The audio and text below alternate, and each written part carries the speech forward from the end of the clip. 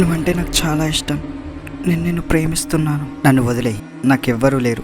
నేను చిన్న చిన్న పనులు చేసుకుంటూ చదువుకుంటున్నాను.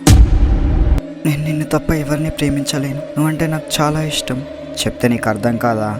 నువ్వేం చేసుకుంటావో చేసుకో. Good bye. ఇక నన్ను ఎప్పటికీ కలవకు.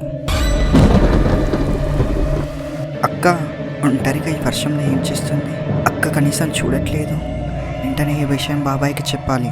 బాబాయ్, అక్క ఒంటరిగా ఊరు మధ్యలో వర్షంలో తడుస్తూ పిచ్చిదానిలా ఏడుస్తూ ఉంది. నేను ఎంత పిలిచినా తను నా వైపు చూడడం లేదు. నాకెందుకో భయంగా ఉంది బాబాయ్.